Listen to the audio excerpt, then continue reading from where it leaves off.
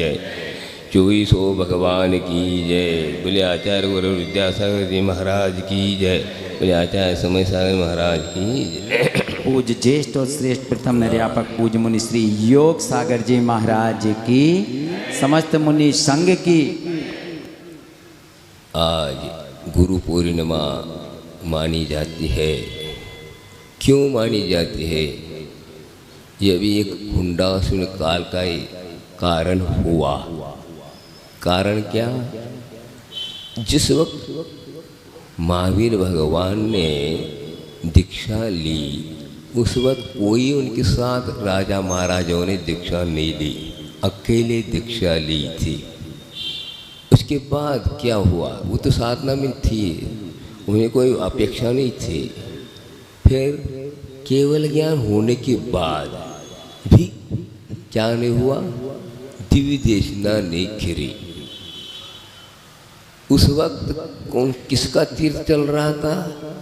तीर्थ पार्श्वनाथ भगवान का तीर्थ चल रहा था। समोसन में मुनि महाराज बैठे थे। किस तीर्थ के थे वे? पार्श्वनाथ तीर्थ के थे। तीर्थ की परंपरा तब चलती है जब तक कोई, समझिए, आदिनाथ का जन्म हुआ, केवल ज्ञान हुआ, उसके बाद निर्वाण की प्राप्ति हुई, उसके बाद दूसरा तीर्थंकर जन्म करके केवल ज्ञान प्राप्त करके शुरू नहीं करता, तब तक आदिनाथ का ही तीर्थ माना जाता है। इसी प्रकार पार्श्वनाथ भगवान का तीर्थ चल रहा था, उनका निर्वाण हुआ, सब कुछ हुआ, केवल ज्ञान हो गया महावीर भगवान को।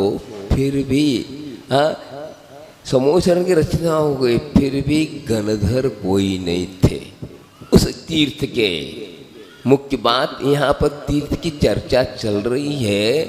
पूर्वाचार्य पूर्व समोचरण में मुनि महाराज की कमी नहीं थी, बैठे थे, लेकिन भगवान महावीर भगवान के द्वारा जो शिष्यत्व को अपना करके जो तीर्थ परिवर्तन होना था, उनका अभाव था।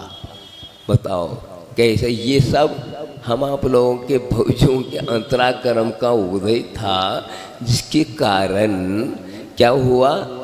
यह दशा हुई। अब देखो कैसा निमित्त नैमित्तिक प्रभाव दुख थे नहीं। इस प्रकार विकल्प सौधर्मेंद्र को हुआ और उन्होंने इस प्रकार उन्होंने सूत्र को प्रस्तुत किया, जिसके सामने वे जानते नहीं थे। ज्ञान तो बहुत था, सब कुछ था, लेकिन इस विषय पर नहीं जानते थे।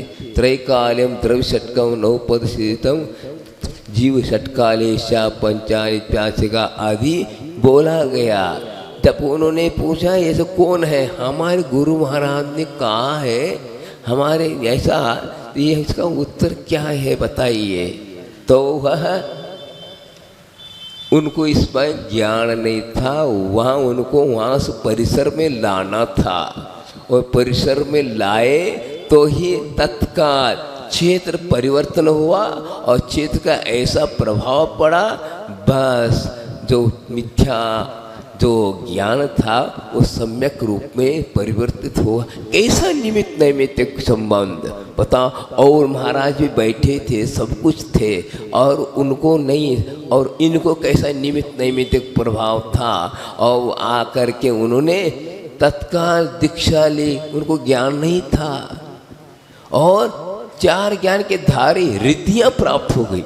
बताओ कैसा कर्म का उदय और कैसा निमित्त नैमित्तिक संबंध, ये देख कर कैसा लगता आश्चर्य। किस प्रकार कर्म ने उनको दबा रखा था, और वह इसका चौपशों होना था, लेकिन वह निमित्त मिल नहीं रहा था। ऐसा निमित्त मिलने पर क्या हुआ? गणधर बन के बैठ गए, और दिव्य देशना शुरू हो गई। बताओ, इसलिए तो गुरु बन गए। आप लोग लिखते हो कि बोलते भी हो, देव शास्त्र गुरु नहीं, देव गुरु शास्त्र है। बीच में गुरु आता है। गुरु नहीं तो शास्त्र को लिखा है, कोई बताए आगमोक्त है ये। आप लोग श्रुत भक्ति पढ़ते हैं तो उसमें बोलते हैं आप अनंत भाष्यतम गणधर देव गंतियम सम्मम, तो आप इस बात को क्यों नहीं ध्यान देते? शास्त्र बाद में है, पहला गुरु है। गुरु ने देव के वाणी को सुना, फिर बाद में उन्होंने गुंथित किया, तो हुआ क्या? इसलिए गुरु बीच के हैं। आप और भी बोलो, मंगलम भगवान वीरो मंगलम गौतमोगनी, फिर मंगलम कुंद कुंदारो जैन धर्मोस्तु। जैन अर्थात ये आगम आ गया, तो आगम बाद में। इसी प्रकार चत्तारे दंडक बोलते हैं, उसमें भी लास्ट को आता है साधु क्या है? गुरु है। उसके बाद केली प्रणीत धर्म, तो हुआ क्या? आगम। इसी को आप समझें, फिर बाद आप व्याख्यान करें तो देव गुरु शास्त्र है। तो शास्त्र के निर्माता कौन? गुरु हैं। वो भी अपने आप में नहीं लिखते, भगवान की वाणी को अच्छी तरह समझ करके वे भविष्य जीवों के लिए गुंथित किया, द्वादशांग की रचना हुई, तो गुरु बीच में आते हैं। एक इसके अलावा मैं और बात कहना चाहता हूँ कि आगमोक्त है कि देव आगम में आता है। निमित्त दो प्रकार के हैं, उदासीन निमित्त और प्रेरक निमित्त। प्रेरक निमित्त कौन है? गुरु महाराज हैं। और उदासीन निमित्त भगवान है। भगवान की मूर्ति आपको दिख रही है, ये भी एक निमित्त है, लेकिन उदासीन निमित्त है। शास्त्र भी क्या है? उदासीन निमित्त। क्यों है? शास्त्र के बिना पढ़ नहीं रहे, लेकिन शास्त्र ये नहीं कहता गलत पढ़ रहे हो क्या सही पढ़ रहे हो, लेकिन सही और गलत को पहचान कराने वाले कौन है? गुरु महाराज। वही आपको सही मार्गदर्शन दे सकते हैं। इसलिए प्रेरक कोई है तो गुरु महाराज हैं। तो गुरु के चरणों में जाते हैं तो सही सही ज्ञान अपने आप हो जाता है। और उसी के बाद, और आज के गुरु नहीं, तीन जब से संसार है तब से मोक्ष मार्ग है, तब से गुरु महाराज है, तो बनते ही हैं। इसके अलावा हम भक्ति पढ़ते हैं रोजाना, उसमें भी लिखा पंच महागुरु भक्ति, तो उसमें सभी आ गए। महागुरु तो कौन है? सभी हैं। कौन? अनंत से लेकर के सिद्ध लेकर के और साधु तक सब क्या है? गुरु है। गुरु की है, गुरु की आज्ञा का पालन करोगे, बस आपका जीवन कृतार्थ होगा। और इसके बिना आप कितनी भी अध्ययन करें, सब कुछ करें, फिर भी वह ज्ञान हो नहीं सकता। बिना गुरुभ्यो गुणवान नरोपी धर्मम जानाद विचक्षणोपि आकीर्ण दीर्घोपलनोपनोची दीपम विना पश्यते अंधकारे। क्या कह रहे हैं? कोई व्यक्ति है, बहुत उसके अच्छे बड़े नीले नीले ज्योतिपुंज क्या है? आंखें हैं, लेकिन सब कुछ ज्योतिपुंज होते हुए भी अंधकार में तो दीपक के बिना जान नहीं सकता, पहचान नहीं सकता। ठीक इसी प्रकार कितनी भी विद्वान ज्ञानवान कुछ भी हो, सब कुछ हो, फिर भी गुरु के बिना धर्म को जान नहीं सकता। यदि हम स्वयं स्टडी करते हैं, गुरु के मार्गदर्शन से पढ़ते हैं, तो कर्म की निजा शुरू हो जाती है, सही सही मार्ग मालूम पड़ जाता है। और यदि स्वयं अध्ययन करते हैं तो क्या होता है? और मद बढ़ने लगता है। मद अर्थात कषाय बढ़ती है, अहंकार बढ़ जाता है। गुरु महाराज जो सही में होते हैं वे निष्कषाय हो करके, निष्प्रह हो करके और भव जीवों को उपदेश देते हैं, दो शब्द भी उनके यदि आप अंतरंग से यदि स्वीकार करते हैं तो अपने आप क्या होता है, आपका जीवन सफलीभूत हो जाता है। तो बिना गुरुभ्यो गुणवान नरोपि धर्मम जानत विचक्षणोपि, अर्थात बिना गुरु के कितने भी आप बुद्धिमान हो लेकिन उनका मार्गदर्शन ले बिना हमें प्राप्त नहीं हो सकता। वह सम्यक ज्ञान की ज्योति जाग नहीं सकती। सबकी ज्ञान की ज्योति बुझी हुई है और वह जो है उसको उद्घाटित करने में कोई साधक है तो मार्गदर्शक है तो गुरु ही है। गुरु की विशेषता क्या है, गुरु क्या है, किसे कहते हैं? गुरु वे हैं जिनके पास उत्कृष्ट उच्चतम ज्ञान है, उत्कृष्ट वात्सल्य है और निर्द्वंद है, निष्प्रह है, निर्भीक है और यहाँ पर जाने के बाद उनके पास सदा शांति स्थिर शांति बनी रहती है। ऐसे कहते हैं गुरु और कुछ नहीं। उनके पास जाते शांति मिलने लगती है, आपस में जाते अपने आप आपको शांति मिलने लगती है। ऐसे गुरु हुआ करते हैं। तो साक्षात वही परमात्मा है, परमात्मा और कोई चीज़ नहीं है। न धर्मो धार्मिक बिना, धर्म की जो मूर्ति को देखना है तो क्या कौन है, वर्तमान है आज गुरु महाराज है। तो धर्म तो है, धर्मात्मा के बिना नहीं रह सकता। तो आज वे गुरु कैसे हैं? गुरु के दर्शन अर्थात सत्य का दर्शन है। गुरु की उपासना सत्य की उपासना है और सत्य की भक्ति, गुरु की भक्ति अर्थात सत्य की भक्ति है। तो हमें वह साक्षात हमारे लिए वर्तमान में गुरु ही उपलब्ध हैं। तो हम जो है गुरु को हम उपेक्षित कर रहे हैं तो 3 काल में वह कितनी भी अध्ययन करो, कुछ भी करो, पढ़ो, लेकिन वह कभी भी उतर नहीं सकता। एक जगह मुझे बहुत अच्छा एक दोहा मिला था और दोहा अभी प्रासंगिक बोल रहा हूँ।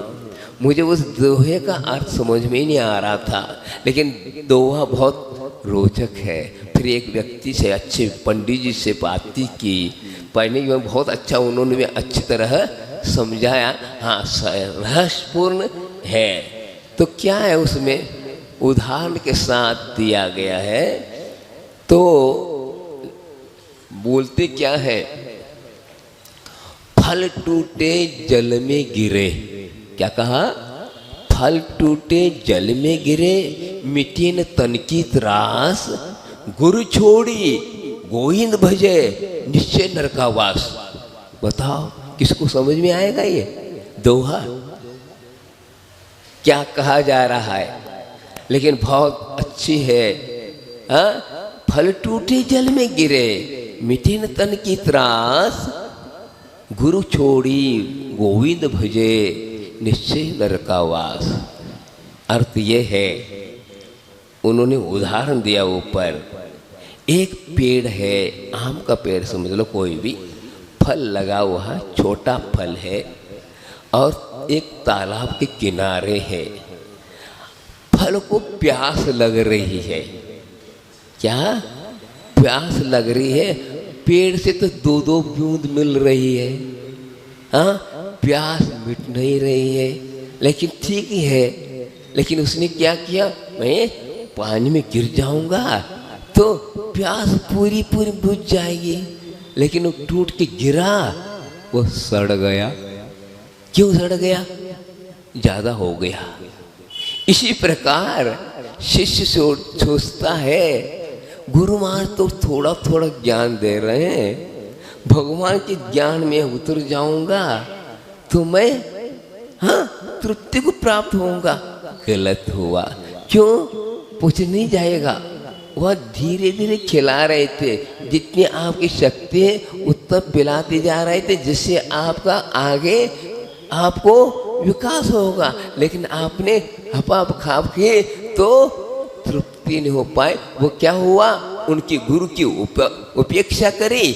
आपने ज्ञान तो किया, वो ज्ञान सही नहीं हो पाया और वह क्या हुआ, नरक का कारण बना, क्योंकि श्रद्धा नहीं रही तुम्हें। देव गुरु शास्त्र पर आपको श्रद्धा होना चाहिए था, लेकिन आपने सब छोड़े और क्या हो गया, हाँ ली तो ले, लेकिन नरक का वास क्यों हुआ? आपको ये नहीं रहा ना, जो खेला ना, जो देव, उस पर विश्वास नहीं रहा, विश्वास नहीं रहा, इसलिए क्या हुआ, नरक का वास हुआ। बताओ, गुरु के पास जा कर के भी, भगवान के पास जा कर के भी हमने सही सही श्रद्धा नहीं कर पाई, विश्वास नहीं कर पाया, तो यह हालत हो गई। आज यही हो रहा है। स्वाध्याय तो बहुत कुछ हो रहा, सब कुछ हो रहा, लेकिन क्यों, किसने लिखा है इस पर विचार नहीं कर रहे हैं। गुरुओं ने लिखा, उस पर हमें विश्वास करना है। शास्त्र पर तो विश्वास किया, लेकिन गुरु पर विश्वास नहीं किया। गुरु ने तो लिखा है, शास्त्र पर कैसे विश्वास कर रहे हो? हाँ, यदि शास्त्र पर विश्वास नहीं है तो गुरु पर भी विश्वास नहीं है। तो गुरु पर विश्वास है तो शास्त्र पर होना चाहिए, लेकिन आज ऐसा हो नहीं रहा, उल्टा हो रहा है। गुरु पर विश्वास नहीं, शास्त्र पर विश्वास हो रहा, ये गलत हो रहा है। ऐसा एक प्रसंग आचार्य महाराज ने सुनाया था। समोशरण में घटना घटी, ऐसी घटना घटी। बताओ, गुरु के नाम को यदि छिपाते हैं तो बहुत ही गड़बड़ी है। जैसे आप लोगों को मालूम है कि सम्यक दर्शन के 8 अंग हैं, इसी प्रकार सम्यक ज्ञान के भी 8 अंग हैं। उसमें एक आता है क्या, एक अंग आता है, वो भूल रहा हूँ मैं भी, मुंह में नहीं आ पा रहा है, तो उसमें आ जाए। तो ये प्रसंग ये बता रहा हूँ आपको कि समोसरण में एक मुनि महाराज पहुँचे। उनकी प्रतिभा जबरदस्त है, उनको देखते ही सब लोगों को, मुनि सर्वज्ञ तो नहीं देख रहे हैं, भगवान को नहीं देख रहे, उनकी तरफ देख रहे हैं। तो किसी ने पूछा, आपके गुरु कौन है? तो उन्होंने कहा, यही तो है। कौन? सर्वज्ञ भगवान। तत्काल वहीं पर क्या हुआ, उनका जो प्रभा आभा एक तो समाप्त हो गई, काली माँ छा गई। देखकर क्या आश्चर्य हुआ, क्यों ऐसा हुआ? यही हुआ, गुरु का नाम छपाया। वो गुरु नहीं थे, सर्वज्ञ भगवान नहीं थे, गुरु थे, क्योंकि वो उनके गुरु इतने ज्ञानवान नहीं थे। अब उनका नाम लूंगा तो कैसा होगा, इसलिए उन्होंने क्या किया, भगवान का नाम लिया। अब भगवान नाम लेने से तो और अच्छा होना चाहिए, नहीं, असली तो असली होना चाहिए, झूठ नहीं बोलना चाहिए। उन्हें को दिया ऐसा। बताओ, हम अपने गुरु का नाम लेंगे तो हमारा अवमान हो जाएगा, फलाना हो जाएगा, ये जो कि ऐसा होना नहीं चाहिए। वास्तविक आस्था वही है, एक शब्द भी यदि किसी ने दिया है उसका नाम छुपाना नहीं चाहिए, ये बात है। तभी तो सम्यक ज्ञान कहलाता है। ये तो हम ऊपरी ऊपरी बातें कर रहे हैं, शब्द सो बोध नहीं, इसलिए कहा। कौन? आचार्य महाराज ने मुख माटी के एक सर्ग में लिखा, शब्द सो बोध नहीं, बोध सो शोध नहीं। तो शोध करना चाहते हैं तो सही सही सम्यक ज्ञान की उपलब्धि करना पड़ेगा, तब केवल अभी हम लोग शब्दों में रह रहे हैं, शब्द सो समय सार नहीं है। भाई साहब, मैं ये बोलना चाहता हूँ आपको कि तैरने के किताब को पढ़ने से तैरना नहीं आता, इसी प्रकार समय सार को पढ़ने से समय सार की अनुभूति नहीं हो सकती। समझे? खुद स्वयं समय सार के रचयिता खुद कहते हैं, कौन? कुंद कुंदाचार्य, जब तक तुम अपने मुख से समय सार के गाता बोलते रहोगे तब तक समय सार की अनुभूति नहीं होगी, कितनी भी बोलो आप। क्यों? वो शब्दात्मक नहीं है। तो हम लोग उल्टा समझ गए, शब्दों में रह रहे हैं इसलिए आगे बढ़ नहीं पा रहे, समय सार की अनुभूति नहीं हो सकती। बातें ये सब करना अलग है, लेकिन वास्तविक जो है क्यों नहीं हो रहे हैं कि हम गुरुओं के ऊपर श्रद्धा न करके गुरुओं के मुख से सुनते तो अवश्य आपका कल्याण होता, लेकिन कल्याण होने में बाधक ये हो रही, इसलिए ऐसा हो रहा है। इसलिए हम सब ज्ञान प्राप्त करके भी वह ज्ञान आपको क्या कर रहा है, प्रकाश दे नहीं रहा। क्यों नहीं दे रहा? बात यह है जिस ज्ञान के द्वारा मद का नाश हो, और जिसके द्वारा क्या होता है, संयम के साथ वीतरागी की वाणी जो है संयम के साथ यदि अपनाते हैं तो अवश्य आपको ज्ञान आपको सही लक्ष्य तक पहुंचाता है। लेकिन यदि हम गुरुओं की वाणी को हम अपने हिसाब से चलाते हैं तो मद पैदा होगा। गुरुओं के सानिध्य में मुख से सुन करके यदि करते हैं तो आपको सही से ज्ञान का फल मिलेगा, और यदि हम अपने आप से पढ़ करके यदि करते हैं तो और हमारा मद कषाय अहंकार और मजबूत होगा, न कि वह कम होगा। इसलिए कह रहा हूँ गुरु प्रेरक निमित्त है और उन प्रेरक निमित्त ही कार्यकारी है, क्योंकि हम शास्त्र कुछ नहीं समझ रहा है तो निमित्त है, उदास निमित्त। ये क्यों कहे शास्त्र नहीं कहता तुम गलत क्यों अर्थ निकालो, कह ही नहीं सकता, शास्त्र कह ही नहीं सकता, भगवान भी कुछ नहीं कह सकते, लेकिन गुरु ही कैसे हैं बीच में जो कि आपको सही डायरेक्शन, इसलिए गुरु की शरण में जाना जरूरी है। तो भी आप क्या कर सकेंगे, आगे भगवान पद को प्राप्त करने का सौभाग्य आपको प्राप्त होता, अन्यथा नहीं। इसलिए जिनवाणी वीतरागवाणी, तब ये शब्द जैसे वीतरागवाणी इसलिए कहा जाता है ना, वीतरागी के द्वारा कथित है, इसलिए वीतरागवाणी हर व्यक्ति ने, नहीं तो जनवाणी हो जाएगी। जनवाणी नहीं चाहिए हमें, जिनवाणी चाहिए। जिनवाणी आज जनवाणी जैसे बन रही, क्योंकि कथन गलत किया जा रहा, इसलिए ऐसी बात हो रही है। तो ज्ञान बहुत है, ज्ञान की कमी नहीं है, आप नित्य नहीं है, ज्ञान के द्वारा क्या क्या आप प्राप्त नहीं कर रहे हैं सब तो, लेकिन ये सब मिथ्या ज्ञान है। क्यों? इसके द्वारा संसार का ही वृद्ध हो रहा, वृंदगत हो रहा, सब कुछ हो रहा, उसके बिना काम का नहीं है, और आकुलता ही बढ़ती जा रही है, और संकलित ही बढ़ता जा रहा है, अनेक प्रकार की बातें हो रही हैं। इसलिए कहता हूँ वो ज्ञान सम्यक ज्ञान नहीं, वीतराग विज्ञान तो है लेकिन वीतराग विज्ञान नहीं है। ज्ञान हुआ है वास्तविक, एक शब्द भी यदि हम स्वीकार करते अंगीकार करते हैं तो अवश्य अपने को प्राप्त होता है। एक दोहा है, गंगा यमुना सरस्वती है जग में भरपूर, तुलसी चातक के मते स्वाति बिन सब धूल। क्या कहा? गंगा यमुना सरस्वती के बीच में एक पक्षी चातक बैठा है, इतना अपार जल के बीच में बैठकर भी प्यासा है। क्यों? यह उसको लिए क्या वह प्यास को बुझा नहीं सकती। वह दृष्टि कहाँ है?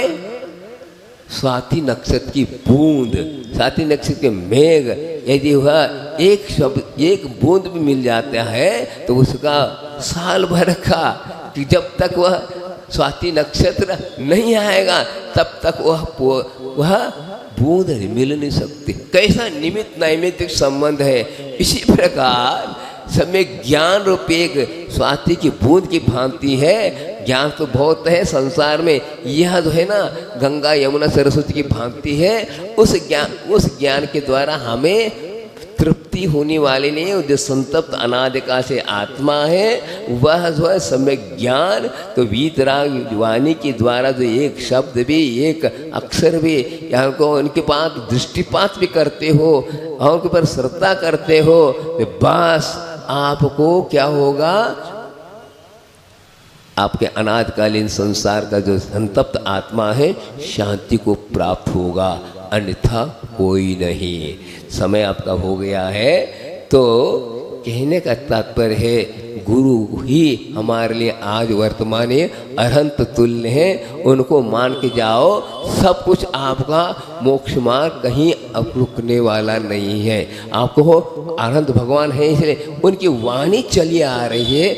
उन्हीं वाणी के अनुसार आज हम चल रहे हैं, जो विश्वास के आधार पर चल रहे हैं। किस पर विश्वास किया? यह गुरुओं के द्वारा प्रतिपादित शास्त्र है। इस शास्त्र के आधार पर हम चल रहे हैं। आप भी चल रहे हैं, आप भी अलग अलग हिसाब से चल रहे हैं। तो हमारा जीवन क्या है?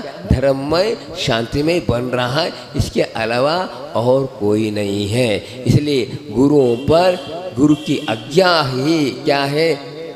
गुरु की आज्ञा का अनुपालन करना अपने हित के लिए, कल्याण के लिए, वही सेवा है।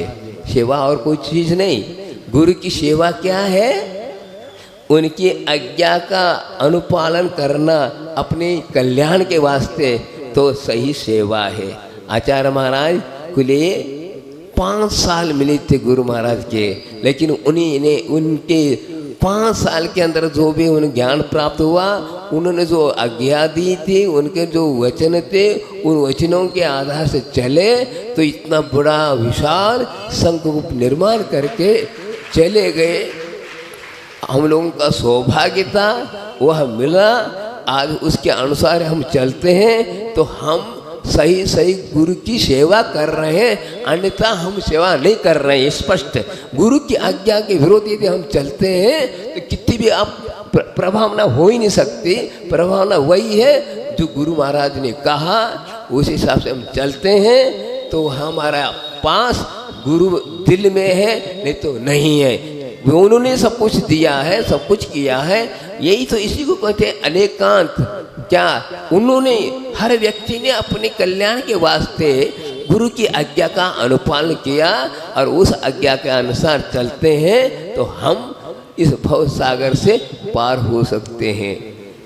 तो गुरुरज्ञा महापूजा, गुरुरज्ञा महोत्सवा, गुरुरज्ञा सदा मान्या, कंठे प्राण गतेरपि। क्या कहा? गुरु की आज्ञा ही महापूजा है। गुरु की आज्ञा ही क्या?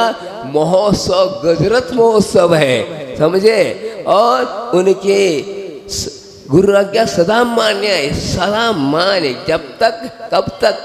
जब तक कंठ में प्राण है तब तक उसका अनुपालन करेंगे तो अवश्य इस भवसागर से तिर जाएंगे। इसी को कहते हैं सतयुग। और यह सतयुग कोई चीज़ नहीं, अपने दिल की बात है। दिल में यदि हमारे पास भगवान के वाणी की आज्ञा का अनुसार चल रहे हैं तो हम सतयुग में जी रहे हैं। और यदि इस प्रकार नहीं है, सतयुग में भी हम गुरु के सानिध्य में रह कर भी कुछ नहीं किया, इसलिए कलयुग का अनुभव किया। और यदि हम आज वर्तमान कलयुग में भी यदि गुरु के आज्ञा अनुसार चल रहे हैं तो सतयुग में है। बोलिए आचार्य गुरु विद्यासागर जी महाराज की। बोधि समाधि परिणाम शुद्धि स्वात्मोपलब्धि शिव सिद्धि चिंतामणे चिंतित वसुद्वाणे त्वावंद मानस मास देवी।